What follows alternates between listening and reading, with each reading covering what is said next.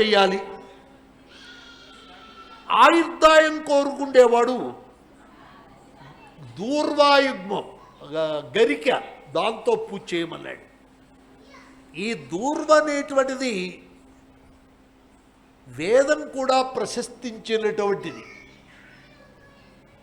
దూర్వాదు స్వప్ననాశిని కాండాత్ కాండాత్ ప్రోహంతి పరుషప్పని.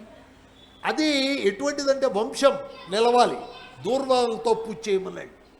ఆ దూర్వా ఎటువంటిదంటే కాండాత్ కాండాత్ ప్రోహంతి, గణుపు గణుపుకి కొత్త చెట్టు వస్తుంది.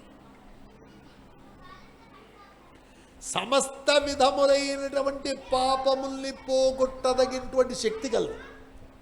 ఎవరిని పూజించినా దూర్వలతో వాడి పూజ కోటి రెట్లు ఎక్కువ అధిక ఫలితాలను ఇస్తుంది. వినాయకుడికే చేయాలనుకుంటూ ఉంటారు మన వాళ్ళు, అట్లాగేం లేదు, ఇవన్నీ చేయొచ్చు. అట్లాగే చెప్పారు.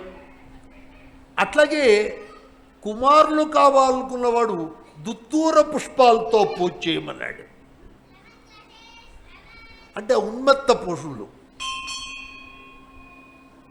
అవిసి పూలతో పూజించేవాడికి గొప్ప కీర్తి కలుగుతుంది.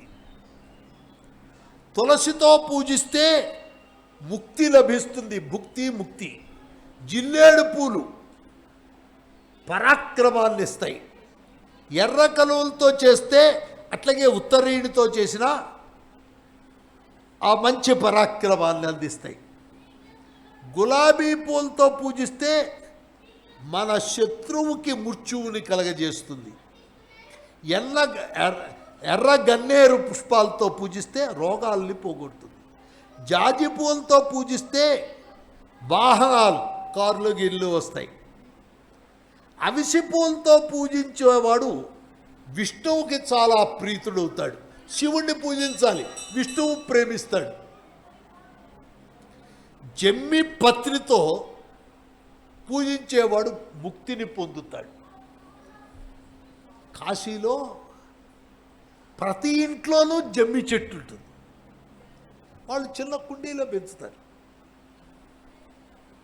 ఇంత చెట్లు మన చెట్లుగా పెద్దగా ఉండవు, చిన్నగా ఉంటాయి. ప్రతి ఒక్కళ్ళు గుడికి వెళ్తూ 2 ఆకులు తుంచుకెళ్తారు,